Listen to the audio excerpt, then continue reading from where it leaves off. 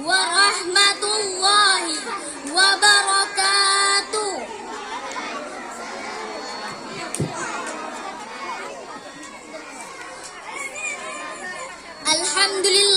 Alhamdulillahi rabbil alamin, wa bihi nasta'in wa ala umurid dunya waddin, wassalatu wassalamu ala asyrafil anbiya'i wal mursalin wa ala alihi wa sahbihi ajma'in, amma ba'd.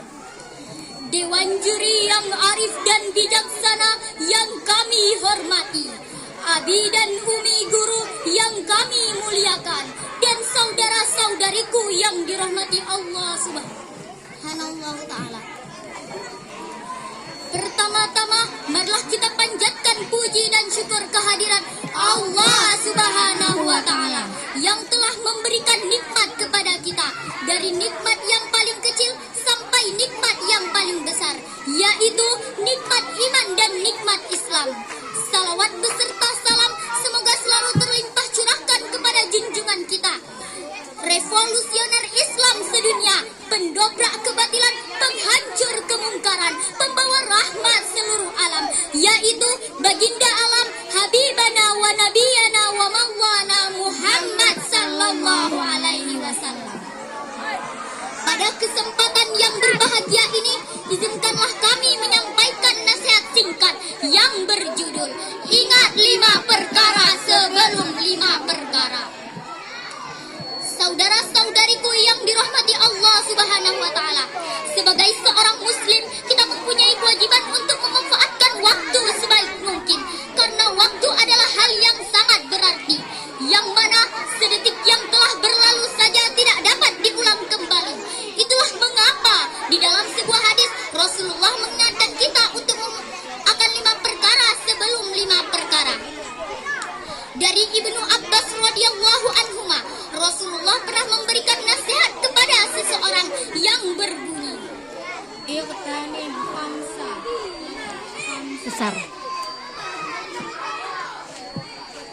Syababaka qabla haramik, wasihataka qabla saqamik, wa ghinaka qabla faqarik, wa faragaka qabla syaqlik, wa hayataka qabla mautik. Yang artinya, manfaatkanlah 5 perkara sebelum 5 perkara. Ya, waktu mudamu sebelum datang waktu sakitmu, masa kayamu sebelum datang masa kefakiranmu, masa luangmu sebelum datang masa sibukmu, dan hidupmu sebelum datang matimu. Hadis riwayat Al-Hakim. Saudara-saudariku yang dirahmati Allah Subhanahu wa ta'ala, jika waktu sehat sudah malas salat, jangan harap ketika sakit bisa semangat. Jika waktu muda sudah malas beribadah, jangan harap ketika tua bisa giat. Jika saat kaya sudah malas sedekah, jangan harap ketika miskin bisa keluarkan harta di jalan kebaikan. Jika ada waktu luang enggan mempelajari ilmu agama, jangan harap ketika sibuk bisa menyempatkan diri untuk meraih ilmu. Jika hidup sudah enggan bertakwa, apa mau menunggu sampai mati? Tidak kan saudara-saudariku? Jangan sampai kita menunda untuk berbuat kebaikan dan akhirnya menyesal. Na'udzubillahi min dzalik. Saudara-saudariku yang dirahmati Allah Subhanahu wa ta'ala, nasihat yang diberikan oleh Rasulullah tersebut sudah sepatutnya kita jadikan sebagai bekal untuk menghadapi kehidupan yang terus berjalan dan tidak tahu kapan akan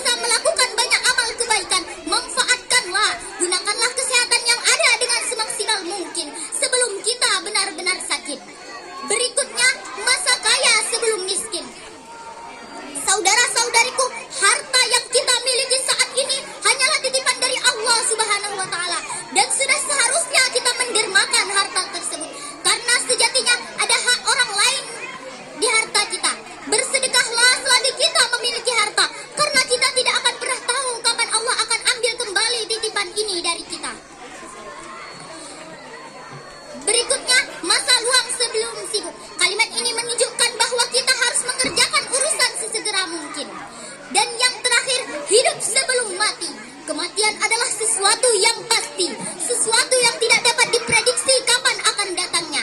Maka sebelum kita mati, mari memaksimalkan semasa hidup dengan baik, yakni dengan mengerjakan apa yang Allah perintahkan dan meninggalkan apa yang Allah larang.